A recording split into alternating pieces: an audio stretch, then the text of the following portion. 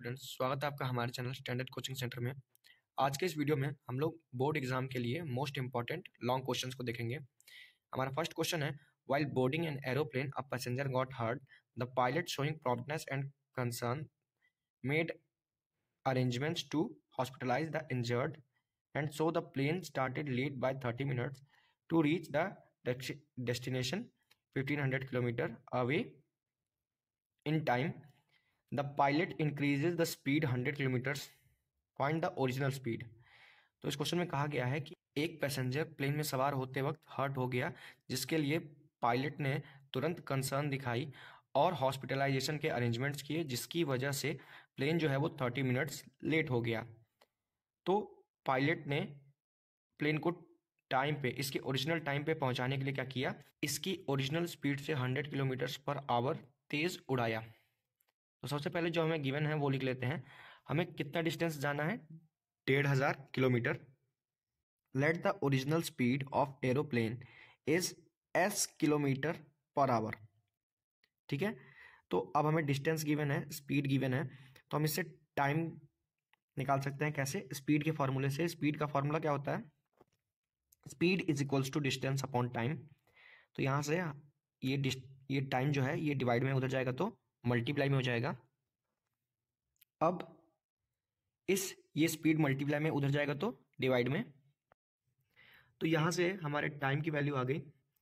Time is equals to distance upon speed हो जाएगा। अब डिस्टेंस और स्पीड की वैल्यूज रख देते हैं। तो टाइम इज इक्वल्स टू क्या आ जाएगा, 1500 अपॉन s। इसको इक्वेशन फर्स्ट मान लेते हैं। तो सबसे पहले हमने क्या किया, हमें जो गिवन था डिस्टेंस उसको हमने लिखा और हमने ओरिजिनल स्पीड को s किलोमीटर पर आवर मान लिया। इसके बाद हमने स्पीड का फॉर्मूला लगाया जो कि होता है डिस्टेंस अपॉन टाइम। इसके बाद हम ये टाइम इधर डिवाइड में था, इधर गया तो मल्टीप्लाई में हो गया। यहाँ से फिर ये स्पीड जो मल्टीप्लाई में उसको उधर भेज दिया तो वो डिवाइड में चला गया। फिर हमने जो टाइम की वैल्यू निकाली, कैसे? डिस्टेंस की वैल्यू रख के। डिस्टेंस कितनी थी, 1500 किलोमीटर, और स्पीड को हमने s माना हुआ है तो वो रख दिया। इसको हमने इक्वेशन फर्स्ट मान लिया। आइए अपना केस नंबर सेकंड देखते हैं कि जब पैसेंजर हर्ट हो गया था तो उसकी वजह से जो प्लेन को जिस टाइम पे उड़ान भरनी थी उससे हाफ एन आवर लेट हो गया था। तो यहाँ पर t जो है वो ओरिजिनल टाइम है, इसमें से हम हाफ आवर घटा रहे हैं। 30 मिनट्स मतलब होता है हाफ आवर, तो यहाँ पे t माइनस हाफ लिखा है। Speed is increase by 100 kilometres. Speed को 100 किलोमीटर बढ़ा दिया गया है, किससे? इसके ओरिजिनल टाइम से। तो यहां पर भी हम स्पीड का फॉर्मूला लगाएंगे, speed is equals to distance upon time. अब यहां से अगर हम टाइम की वैल्यू निकालना चाहें तो क्या आ जाएगी, time is equals to distance upon speed. अब यहां से हम लोग क्या करते हैं, स्पीड, टाइम और डिस्टेंस रखते हैं। यहां पर ओरिजिनल टाइम में से हाफ एन आवर घटाया गया है, डिस्टेंस सेम है, इसकी ओरिजिनल स्पीड को 100 किलोमीटर पर आवर से बढ़ाया गया है। अब यहां पर क्या करते हैं, हम t की वैल्यू निकालते हैं। फिर फर्स्ट इक्वेशन और सेकंड इक्वेशन को इक्वल कर देंगे और s निकाल लेंगे। t इज इक्वल्स टू क्या आ गया, 1500 अपॉन s प्लस 100 प्लस 1/2। ये माइनस का 1/2 इधर आया तो प्लस का 1/2। इसको हमने सेकंड इक्वेशन माना है। अब फर्स्ट इक्वेशन से भी हमने t की वैल्यू निकाली है और सेकंड इक्वेशन से भी हमने t की वैल्यू निकाली है, तो हम लोग फर्स्ट और सेकंड इक्वेशन को इक्वल करेंगे, वहां से s की वैल्यू निकालेंगे। तो यहां पर हमने फर्स्ट इक्वेशन और सेकंड इक्वेशन को इक्वल किया है। फर्स्ट इक्वेशन की क्या वैल्यू थी, 1500 upon s is equals to, second equation क्या वैल्यू थी, 1500 upon s plus 100 plus half. अब ये प्लस का है, इधर जाएगा तो माइनस का हो जाएगा। तो क्या आ गया हमारा, 1500 upon s minus 1500 upon s plus 100 is equals to 1/2। अब इसका क्रॉस मल्टीप्लीकेशन कर लेंगे। तो क्रॉस मल्टीप्लीकेशन करने पे क्या आ गया, इसको इससे मल्टीप्लाई किया तो 1500 इंटू एस प्लस 100 आ गया, माइनस 1500 को जब s से मल्टीप्लाई किया तो यहाँ पर क्या आ जाएगा, 1500 इंटू एस। अब दोनों के पास 1500 है तो 1500 हम क्या करेंगे, कॉमन ले लेंगे। कॉमन लेने के पास क्या बचा हमारे पास, यहाँ पर देखिए 1500 कॉमन लिया तो यहाँ पर क्या बचा, s प्लस 100 उसको लिख दिया, माइनस लगा था माइनस लगा दिया। यहाँ से 1500 कॉमन लिया तो क्या बचा, एक s बचा, उसको लिख दिया। अब ये माइनस का s, ये प्लस का s कट जाएगा। 1500 इंटू 100 कितना हो जाएगा 15 1,50,000 अपॉन एस को अंदर मल्टीप्लाई करेंगे क्या आएगा एस स्क्वायर प्लस 100s, ठीक है, इज इक्वल्स टू 1/2। अब इसको इधर भेजेंगे तो क्या आ जाएगा 1,50,000 इज इक्वल्स टू 1 से मल्टीप्लाई करेंगे एस स्क्वायर प्लस 100s, और ये 2 अगर इधर जाएगा तो क्या आ जाएगा इनटू में आ जाएगा 2। तो 1.5 लाख से जब 2 को मल्टीप्लाई करेंगे तो क्या आएगा 3 lakh is equals to s square plus 100s। अब यहाँ पर हम लोग इस 3 लाख को इधर लाएंगे तो क्या आ जाएगा s square plus 100s minus 3 lakh is equals to 0।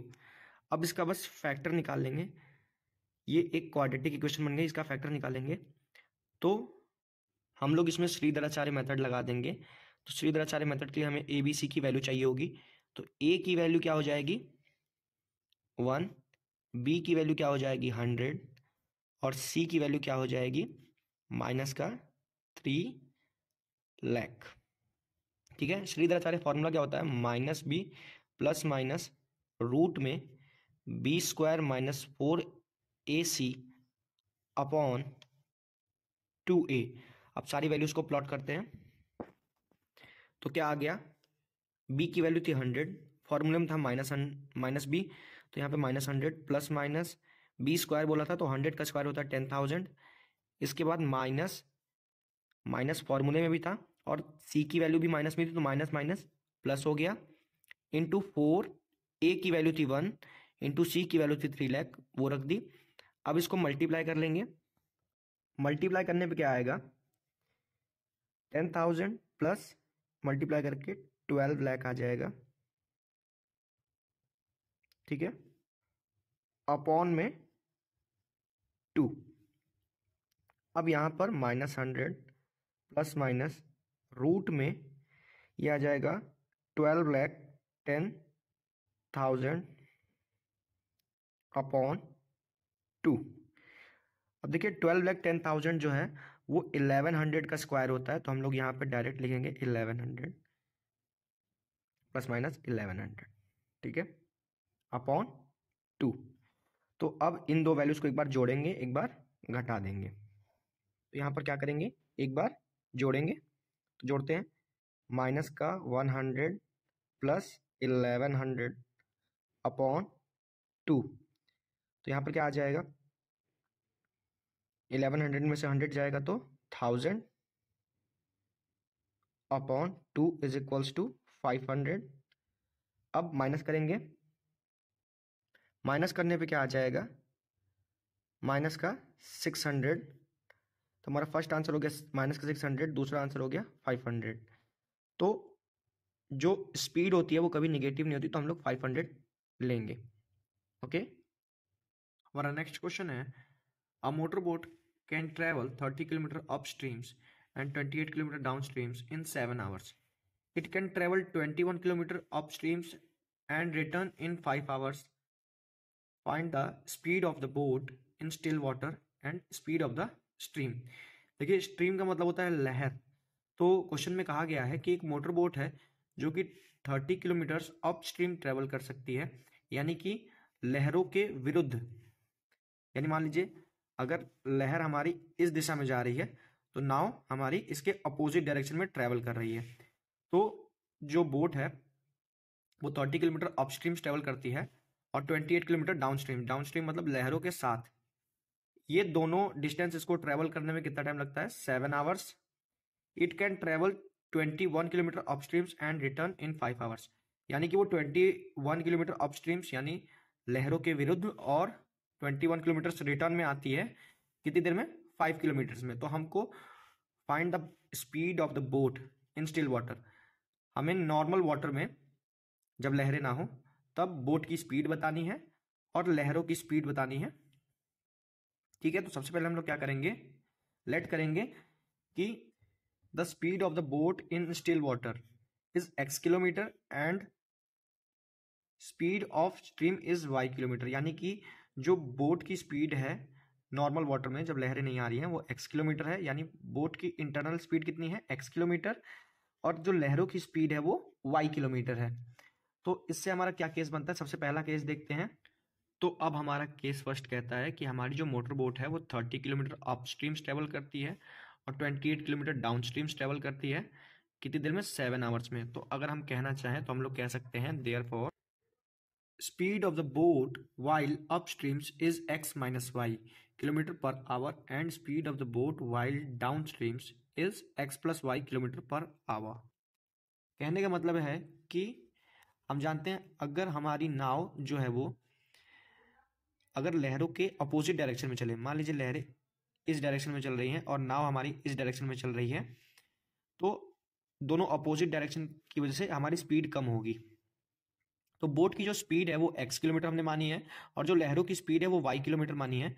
तो इन दोनों की डायरेक्शन अपोजिट होने की वजह से ये सब्ट्रैक्ट हो जाएंगे अप स्ट्रीम के केस में, ठीक है। और डाउन स्ट्रीम के केस में इसका अपोजिट होगा, क्योंकि लहरों की और जो बोट की ट्रैवल करने की डायरेक्शन होगी वो सेम होगी, तो दोनों आपस में जुड़ जाएंगे, x प्लस वाई हो जाएगा, ठीक है। तो इसी को हमने यहां पर लिखा है। अब स्पीड का फॉर्मूला लगा देंगे। स्पीड का क्या फॉर्मूला है, डिस्टेंस अपॉन टाइम, ये स्पीड का फॉर्मूला है। तो यहां से हम लोग अगर टाइम की वैल्यू निकालना चाहें तो टाइम इज इक्वल्स टू हो जाएगा डिस्टेंस अपॉन स्पीड, ठीक है। तो हमारे क्वेश्चन में कहा गया है कि बोट को 30 kilometre upstreams and 28 kilometre downstreams travel करने में 7 आवर्स का टाइम लगता है। तो इससे हम लोग क्या लिख सकते हैं कि सबसे पहले अपस्ट्रीम के लिए हमारा जो डिस्टेंस था वो क्या था, 30 किलोमीटर अपॉन जो स्पीड थी वो क्या थी, x माइनस वाई, बीच में लगाएंगे प्लस, और यहाँ पर जो डाउनस्ट्रीम के लिए डिस्टेंस थी वो क्या थी, 28 किलोमीटर अपॉन जो स्पीड थी वो क्या थी, x plus y is equals to में लिख देंगे 7। ऐसा क्यों कर रहे हैं, क्योंकि जो बोट है वो जो 30 किलोमीटर की डिस्टेंस को कवर कर रही है x माइनस वाई स्पीड में, और जो 28 किलोमीटर की डिस्टेंस है उसको x प्लस वाई स्पीड पे जो कवर कर रही है वो दोनों डिस्टेंसेस को एक साथ कवर कर रही है। पहले 30 किलोमीटर अपस्ट्रीम जो है वो x माइनस वाई स्पीड पे कर रही है, तो उससे हमने ये लिखा, और उसके बाद 28 किलोमीटर जो है वो डाउनस्ट्रीम कवर कर रही है किस स्पीड पे, x प्लस वाई स्पीड पे। तो हमने इन दोनों को जोड़ा और टोटल टाइम कितना लगा था इन दोनों डिस्टेंसेस को कवर करने में, 7 आवर्स। तो इज इक्वल्स टू में 7 आ गया, ये हमारी इक्वेशन नंबर फर्स्ट हो जाएगी, ठीक है। अब यहीं से इसी क्वेश्चन से एक और है, it can travel 21 kilometre upstreams and return in 5 hours. तो यहां से हमारी सेकंड इक्वेशन बन जाएगी कि जो बोट है वो 21 किलोमीटर अपस्ट्रीम्स ट्रेवल कर रही है, तो यानी स्पीड सेम रहेगी, बस डिस्टेंस चेंज होगा, और रिटर्न भी आ रही है। रिटर्न आ रही है मतलब वापस आ रही है, और वापस आते वक्त जो बोट की ट्रेवल करने की डायरेक्शन है और जो लहरों की डायरेक्शन है वो सेम है, तो यहाँ पर x प्लस वाई हो जाएगा। ये हमारी इक्वेशन नंबर सेकंड हो जाएगी। देखिए क्वेश्चन में कहा गया है कि 21 किलोमीटर बोट जा रही है और 21 किलोमीटर आ रही है, तो यहाँ पर डिस्टेंस सेम होगा, बस स्पीड का चेंज होगा, और यहाँ पे इज इक्वल्स टू में 5 लिख लीजिएगा, क्योंकि दोनों डिस्टेंस को कवर करके आने में कितना टाइम लग रहा है, 5 आवर्स लग रहे हैं। तो अब हम लोग देख सकते हैं कि ये दोनों इक्वेशंस में अपॉन में x माइनस वाई और x प्लस वाई है। तो देखिए 30 अपॉन x माइनस वाई कैसे लिखा होगा, 30 into 1 upon x minus y plus 28 into 1 upon x plus y is equals to 7। ऐसे ही सेकेंड इक्वेशन कैसे लिखी होगी, 21 into 1 upon x minus y plus 21 into 1 upon x plus y is equals to 5। तो यहाँ पर 1 upon x minus y, 1 upon x plus y दोनों equations के पास है, तो हम लोग लेट कर लेते हैं, let 1 upon x minus y is equals to u and 1 upon x plus y is equals to v. तो हम लोग 1/x माइनस वाई की जगह पर क्या लिख सकते हैं, u, और 1/x प्लस वाई की जगह पर क्या लिख सकते हैं, v। तो चलिए इसको पुट करते हैं।